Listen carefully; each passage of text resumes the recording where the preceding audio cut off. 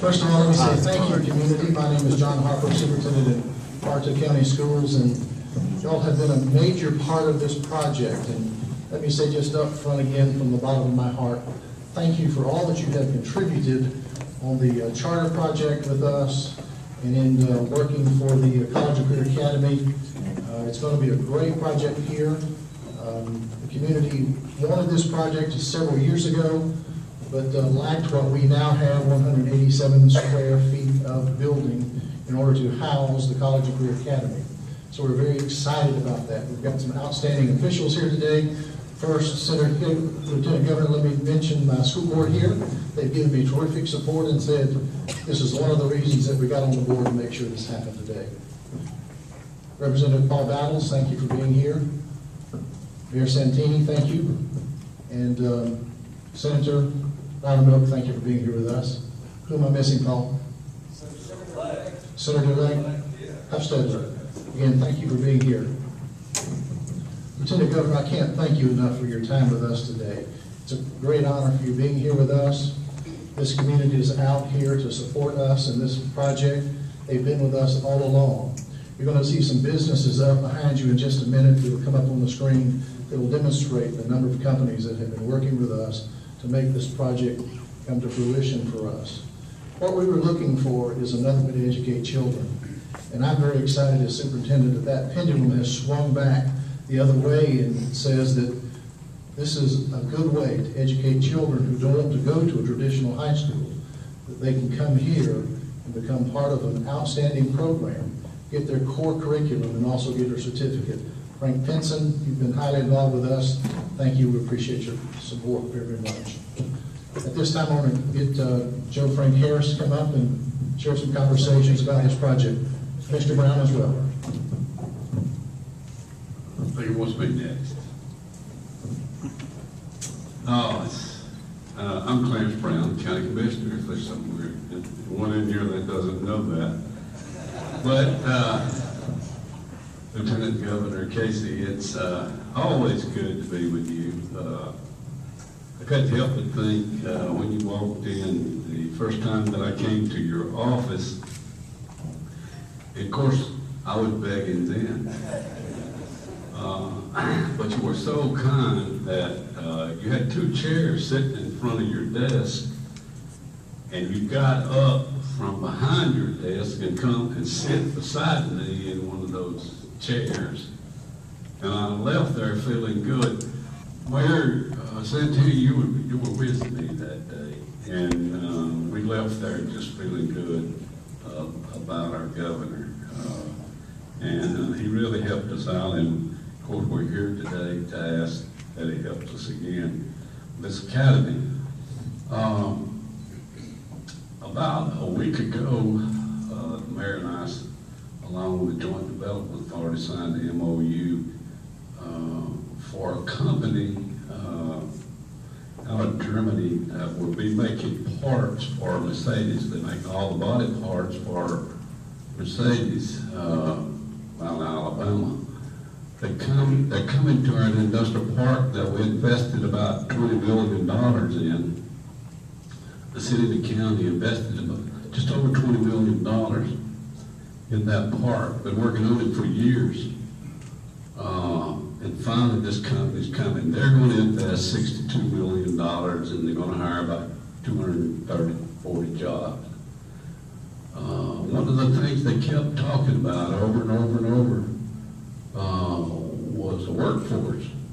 Trained workforce, trained workforce. You hear that over and over and over. They came by this facility and we talked about this facility. And in the future of Bartow County and the state of Georgia, that's what you're going to keep hearing. There are two other companies that want to locate near this company that build automotive parts. This company located here because they're interested in building BMW parts in South Carolina and the VW parts in Chattanooga. And we got about 700 acres in that park.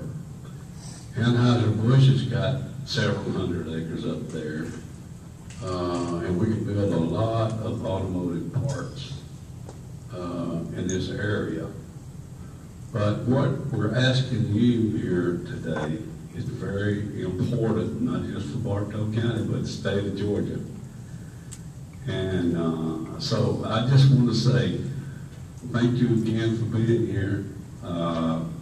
Thank you for what you did for us when we were in your office. You have been so kind to Bartow County, and I just want to say, if you don't help us, I still appreciate you being our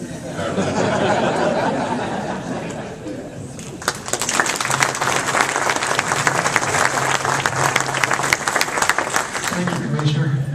Aren't we blessed to have Commissioner Brown leading us? Let's give him another big round of applause. I want to start by thanking our host. And when you talk about the Bartow County school system, Dr. Nelson, you and your team and your school board, goodness gracious, y'all do a great job. Dr. Harper, you and all of your staff, why don't anybody that's on the school board or a person that works in the Bartow County as part of your team, Dr. Harper, could y'all stand up and let's give them a round of applause.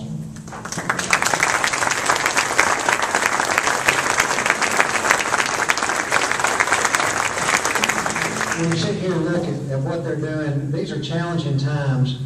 But Dr. Nelson, y'all are still leading, y'all are still providing solutions, and y'all are still partnering out with the business community, and we appreciate that. I've never seen the sense of collaboration that we have, and this kind of folks coming out to support y'all, and we appreciate what y'all are doing. And of course, Dr. Harper, I do work for a board too. Our board chair, Bruce Thompson's here, and we've got a bunch of our chamber board members. Could all of y'all stand up and let's give them a round of applause.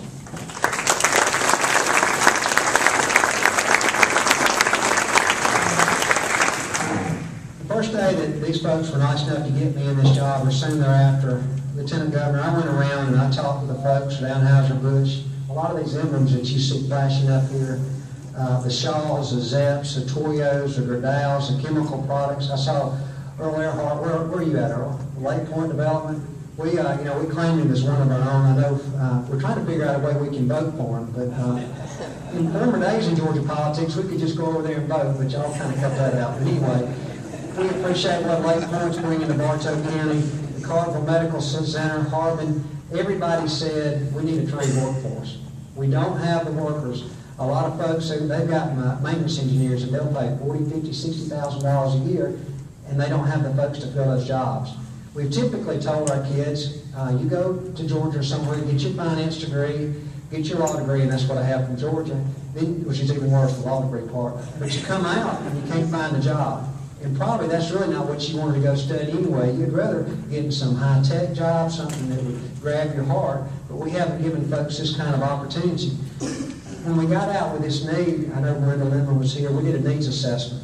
You had over almost 100 businesses respond to that need assessment, representing over half of the employed workforce in Bartow County, letting us know what kind of classes ought to be taught here.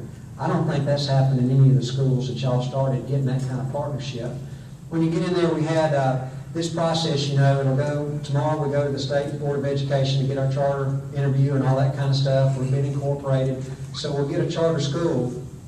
Then we have to go to the grant process, and I know that process ends up going through the Technical College Board. We had two of those board members here, Earl Smith and Otis Rayburn, the other day. They couldn't believe the magnitude of the community support that we have gathered, and also how this has brought our communities together. If you look across this room, I wish I could take time and go through every one.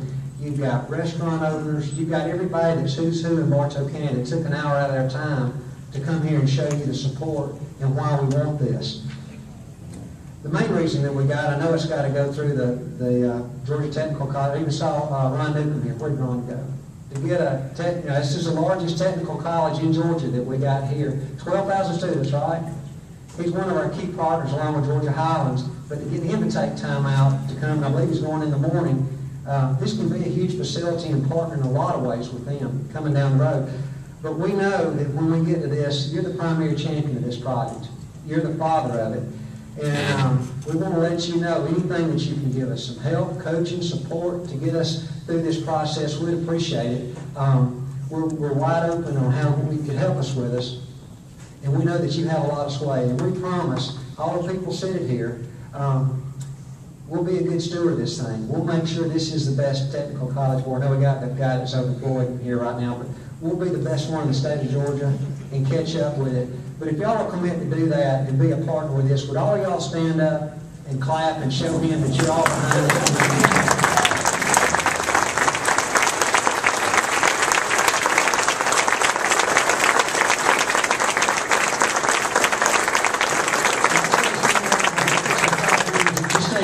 Just a second, we'll clap for him again. But now to our speaker. He made history in 2006 by becoming the first Republican ever elected to Georgia's second highest office after serving 12 years in the state Senate.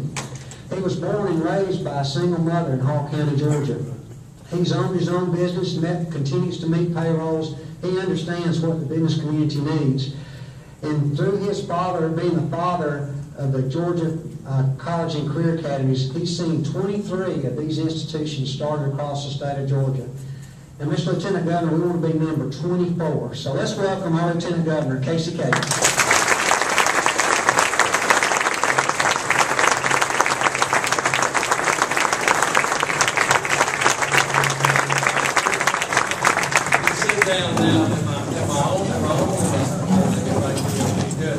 Sometimes I can't hear myself, which is a good thing. But I want to say a special thank you to Joe. You're doing a great job at the Chamber of Commerce, and really also to Dr. Harper. Thank you for putting this group together and showing phenomenal leadership to this community. And obviously, I'd be remiss if I didn't say a little something about Commission Chairman Brown, who's been a phenomenal friend to me over the years.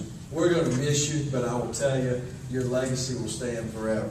And I appreciate your friendship and all the great work that you've provided on behalf of Bartow County. And so many wonderful friends out here, colleagues that I get to see, like Senator Loudermilk, Barry Loudermilk, who's here, and also get to welcome your newly Senator-elect, Chuck Hudsteller, who's present as well, and Paul Battles, who serves in the House, Earl Earhart, who's your adopted representative as well. It always helps to have, a couple of folks, on the fringes to come over to lend help. But it's great to see all of you and all your local delegation, and to the school board. I want to say thank you as well to each of you for your willingness to embrace change. There's a lot of things that I'd like to talk about this morning, or this afternoon, but I know that my time is somewhat short. But I want to kind of focus, give you a little bit of history. I got involved in this when I was elected to be Lieutenant Governor. And one of the things that really motivated me deeply was to try to bring about real change in education and to approach it in a different way. I'd been a state senator for 12 years prior to being Lieutenant Governor, and every governor that I saw come along basically put more and more mandates and more restrictions on the backs of teachers in the educational system. And at the end of the day, people were walking away feeling like their hands were tied. And ultimately, we were not seeing real gains. And I was very troubled then, and still remain troubled even today, that our dropout rate of high school students is still way too high. And the number one reason that a kid drops out of school is because they don't see the relevance in what they're learning. And so what I sought out to do is to create a new framework, a new model, create pathways by which gave real local control to your local elected school boards, to give them the ability to create something very unique that ultimately was founded on a very simple principle. And that principle was to build an educational curriculum that, one, meets the need of your community and also meets the need of each individual student. Now, why is that important?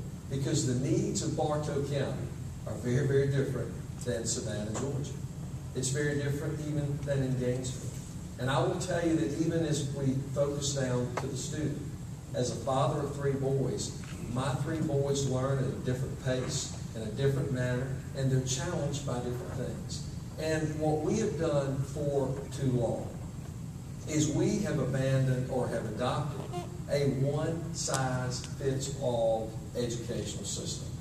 we're still trying to compete in a 21st century economy running on a 1960s model. And ladies and gentlemen, it doesn't work.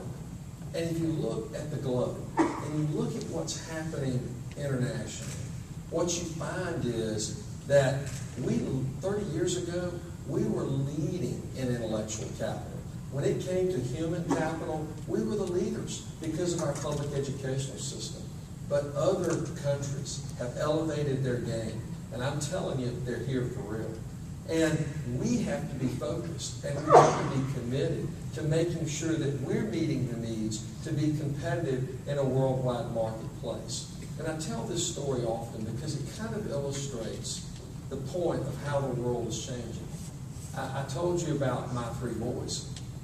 If you'd have asked me 20 years ago, would I be spending $300 a month for cell phone coverage for my family, I'd have laughed at you. And most of you in this room would probably have done the same. But today we do it. Why do we do it? It's because we want to stay in touch with our family. I mean, my boys never talk on the phone virtually. If I want to communicate with them, what do I have to do? I have to text messaging, right? I mean, that's the only way I get a response. But it's valuable, and it's a value proposition. Technology is changing everything. It has created opportunities that we only dreamt about 10, 20 years ago. But today, it's a reality. Home Depot, every one of you sees a Home Depot on every corner when you travel around Georgia. Home Depot does $60 billion worth of revenue a year. $60 billion. There is a company called Amazon.com. I haven't seen them on any corner. Have you seen them on any corner? They're somewhere up here. What's interesting is that they do $50 billion a year in annual revenue. What's even more interesting is for the first time, they just overtook Home Depot as the #1 seller of gas grills. Who buys a gas grill over the internet, right? But the reality is, it demonstrates to us that we are in an economy that is very different. And we have to make sure that we are meeting the needs and demands. And I believe if we're going to compete on a worldwide stage, we have got to compete with human capital and intellectual capital. And we're not doing as good a job as we can. And that's why the college and career academies become so vitally important. Because what it does is it blends that traditional high school and a technical college together. And it teaches kids on that technical path of learning. It gives them pathways to where they understand that what I'm studying will lead to this type of job. And they understand the value proposition of that job. I mean, I visited a car dealer not long ago, and he said, I have 6 technicians in my service department that make in excess of $100,000 a year.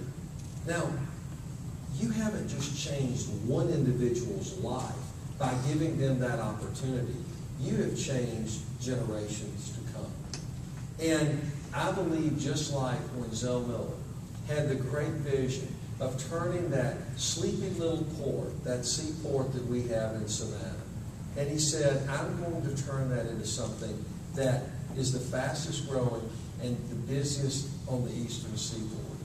And he set out, and what he did is he said, I'm going to go out and I'm going to recruit the largest big box retailers in the world. And I'm going to lure them to Georgia. And he said, the reason I'm going to do it is because if those big box retailers locate their distribution facilities in our state, then those big ships will have nowhere else to come but through our port. And ladies and gentlemen, today, it is the fastest growing port in the nation. It is the 2nd largest on the eastern seaboard. You see, it takes us being willing to think in a proactive way versus a reactive way. Think about that for a moment. In education, we've been reactive instead of proactive. What we're talking about today is the ability to be ahead of the curve. It's the ability to build something that businesses, existing and new, look upon and see as a huge opportunity for them to locate in this community. I'm telling you, that's what's happening with college and career academies all across the state. When we first started this, and we started it through the grant process, I didn't really think it would expand to the degree that it has. But it has spread like wildfire across the state. And by 2020, we have a goal of bringing the College and Career Academy to every student in the state. That's how strongly I feel about it. And the reason is because it provides the economic engine that you're going to need to be competitive in a worldwide market. But the beauty is, not does it only fuel your economy and allow for a robust economy through more jobs, but what it does is it changes lives. I was down in Coweta County, and I got to tour one of our college and career academies there, and this particular student is doing nuclear robotic reactors in a college and career academy. I sat down and talked with him, and his comment to me is, he says, I don't want to leave this place. Now, think about that for a moment. How many students do you run into every day that says, I don't want to leave school? Not many. But you see, we tapped in to something that this student was passionate about. And light bulbs began to come on. And as a result, today, he is at NASA as an engineer. He got a scholarship, full ride, to Georgia Tech. You see, it all happened because we created an opportunity. An opportunity that he took advantage of, but more importantly, he understood where that pathway could lead him. And his life will forever be changed. I can give you story after story just like that. That's what you have the opportunity to do. A survey was done not long ago where they were asked corporations across America. And it was basically posed as, America, is Americans out of work, or is work out of Americans? And what's interesting is 50% of those corporations that were surveyed said, I have jobs, but I can't find the qualified workers to lead those jobs, the skilled workers. You see, we've missed the mark. Now, we can right the ship, and this is our opportunity to right the ship. If we're really going to build a robust economy in our state, then we have to invest in human capital. It doesn't matter if I sit down with Baxter's that's locating over in the Covington area, or whether I'm sitting down with Caterpillar that's locating in Athens. It's certainly a financial decision that they have to make, but the biggest question that it always comes back to is, where are the skilled workers going to come from? And you know what? Both of those huge companies that located in our state are located where there is a college and career academy. And I can say the same thing all across the state. If you want to be competitive, if you really want to build this economy, if you really want to help Georgia, then we together will be focused on workforce development. We'll be focused on giving kids the tools that are necessary for them to compete. And the beauty about what's going to happen in this facility, and it will happen, make no mistake, it will happen. But it will only happen if each of you are just as committed today as you will be 10 years from now. Don't lose sight of the opportunity and the commitment that it's going to take. It's going to take the business community. It's going to take the chamber. It's going to take the educational community embracing this in a way that understands that it is that engine that can fuel the economy, and it can change lives through the process. And at the end of the day, that's what we want. I love the idea of having someone enrolled in allied health and be able to have an RN degree at 2 years, and that's portable, and it can be taken anywhere in the U.S. And they can make $40,000, $50,000, $60,000 a year by doing it. That's what's available. But there's a stigma. And many people have this stigma. You got to be a doctor or a lawyer, right? Or an accountant in order to be successful in life. Well, you know what? I think being a skilled technician in any field should be respected. And you got to help us continue that message, because some parents, some of us still have that stigma to where we're not willing to embrace it. But if you don't, we're going to miss the boat. And you look at India, and you look at other countries, they are committed to making it happen. And we've got to commit ourselves just as well. So I am thrilled to death that all of you are here. And I'm even more excited that you are committed to going forward, and you're committed to doing your part. I will promise you, the way these things are set up is it is an independent entity that really is there to connect to the business community and ultimately give kids career pathways. And it's a beautiful model, and the success where we get 98% graduation rates, 100% placement rates when they're finished, those are great numbers. And that's what's going to happen right here in Bartow County.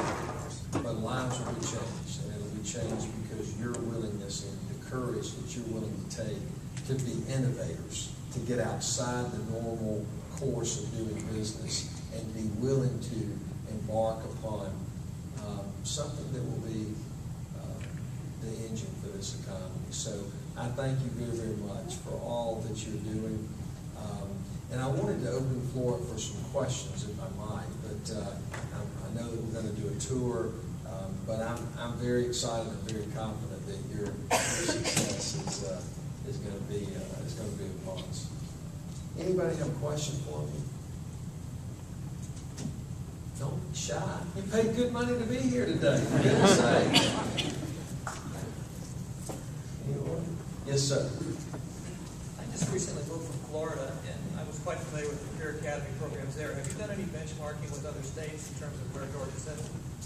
Yeah, ours is a little different model in that one, it is under a charter model. And to explain that, it's a contractual agreement, okay? And so I use this example, and hopefully it's a good one.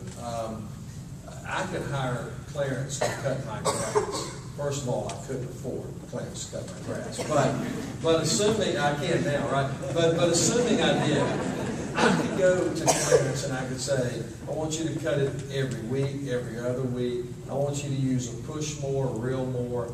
I could give him all kinds of prescriptive methods by which I wanted him to cut my grass with. Or I could say, I don't care what you use. I don't care how many times you cut it. I just don't want it to be over 2 inches thick. Now what have I done? I've changed the outcome through a contractual agreement. And that's what the charter concept is all about, is it gives really autonomy and freedom at the local level to where they can adapt and do things that really they can't do in a traditional model. They have a CEO. They've got to have the board, a board of directors. They also have to have input from the community, the assessment that they talked about. All of those things create this entity by which they have enormous flexibility, and they're driven to meet that 2-inch outcome that I talked about, which means student achievement and high expectations and high standards. And as a result of that, we've outpaced everyone by far. And the dual enrollment component is very important as well. And we've been very successful in that, although it's been pulling our teeth at times politically to make that happen.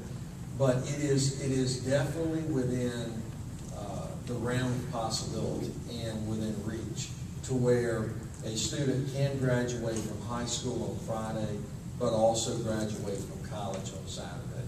And the ability for industry certification that leads to 2-year type degrees and so on and so forth, all of those are possibilities and available. And depending on what the community needs is exactly what this entity is created to form. So benchmarking against other states, no one's quite done it the way we have. And we're pretty proud of that because we are the capital of the South. We're Georgia, and we like to lead. So, good question. Yes, Paul. Thank you for being here. We always measure incoming freshmen and graduating seniors in our public school system. Do you have that percentage of those that enter the Career Academy program and its graduation level? You know what would that percentage be? That is basically, I mean, it's running right about 98% graduation rates. 98% graduation rates. Those that placement would be identified either going to college or into the workforce, and we're getting virtually 100% in those areas. And what's beautiful about it is even for the person who wants to be a physician, to be enrolled part-time in some allied health classes here at the College and Career Academy affords them the opportunity to really explore a career field, all right, that their perception may be one thing, but when they get in there and start having to maybe give someone a shot or see blood, they may realize real fast, I'm not really think I'm cut out to be a doctor, right? So there are a lot of aspects that become very, very valuable, but it also may turn those light bulbs on, for those kids. And they get in there and they say, gosh, this is just so exciting, and this is what I am made, this is what my mission in life is all about. And it gives them that motivation that they're not going to get somewhere else. And we need more of that. We need to make sure that really the curve in terms of education to the workplace is more narrow because it's going to be very beneficial to us in terms of meeting the workforce demands of the future. And then in those skilled areas are going to be also just equally as important. Yes? Case, I'd just like to point out too something that this committee did that was very well is within there. If you're an expert in your field with board approval, correct, they can teach in there. So whereas Bill Gates now couldn't teach correct on the college side, you could teach in the college but not the high school. But now Bill Gates or somebody could. So now you can maybe Microsoft, Cisco, and all that through the more high-paying jobs. Absolutely.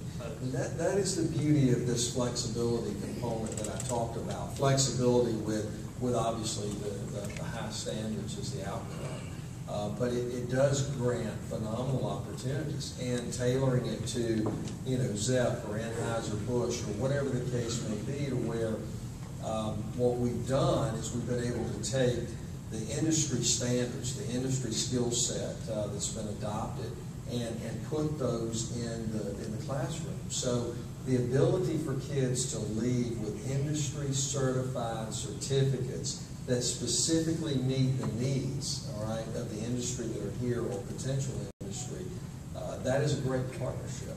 And the interaction and the collaboration between industry, even into the classroom, saying, we would rather be taught a little bit more, on the robotics side, okay, versus, more of a textbook style.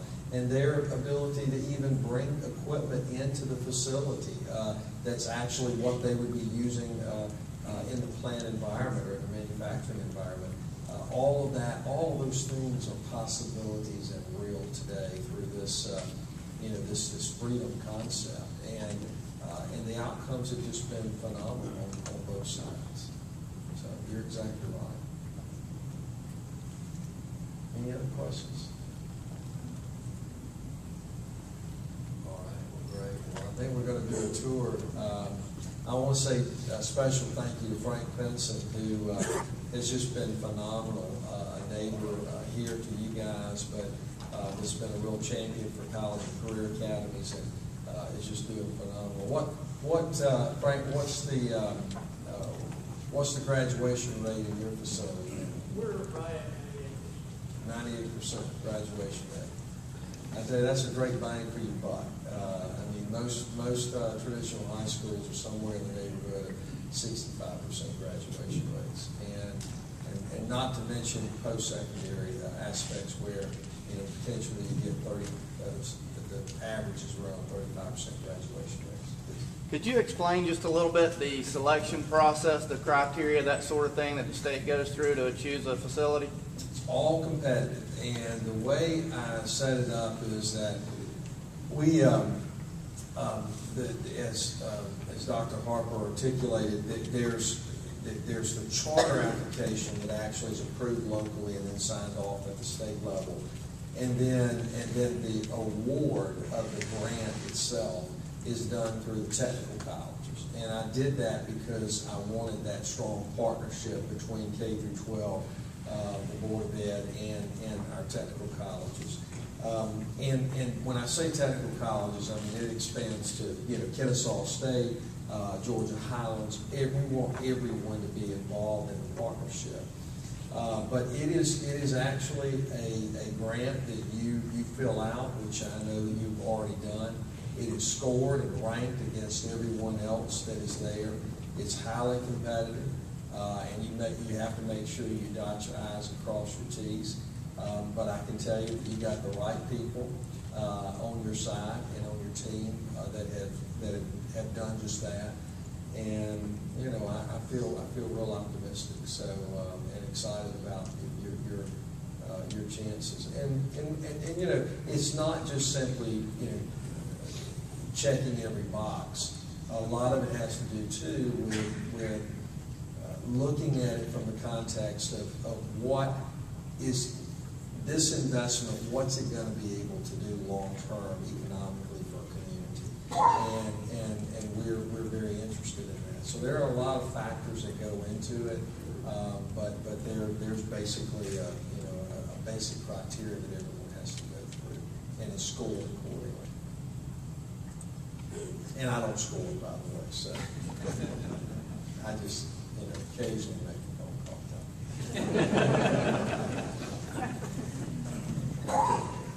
All right, anybody else have any questions? Yes, ma'am.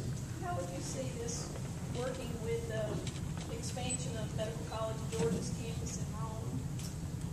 Yeah, actually, I think it's wonderful, and that's the beauty of the college and career academies is it works. Everything works in tandem, and it works hand in hand. And the idea is to take that sophomore, that junior in high school, that believes that they may want to pursue either an RN degree from a nursing point of view, or they may want to become a physician. And this affords them those opportunities at a very early age and will really make them even more excited. We're going to have some of those physicians training in this area. I'm sorry? We're going to have those physicians, Department of Clinic is going to be part of the faculty. Correct.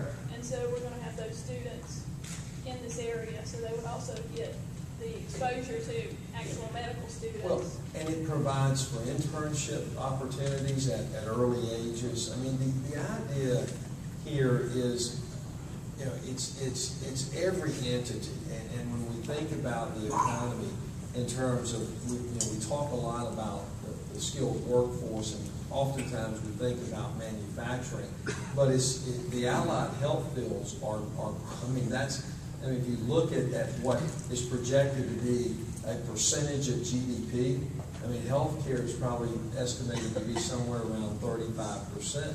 I mean, there's going to be a huge shortage of allied health and physician and medical staff that's going to be required. So That's one of the reasons that obviously the Medical College of Georgia is expanding, and there's even greater partnership opportunities. And the beauty for these students is that they're going to have not only a phenomenal facility here, but they're going to have great resources from the practitioner side of things as well. And hopefully that will create not only the desire, but the ability for them to have the perseverance to continue forward to finish in their degree program, which is very, very important, as you might imagine. So I think it's going to work beautifully hand in hand. But those fields are rapidly growing, and it's phenomenal.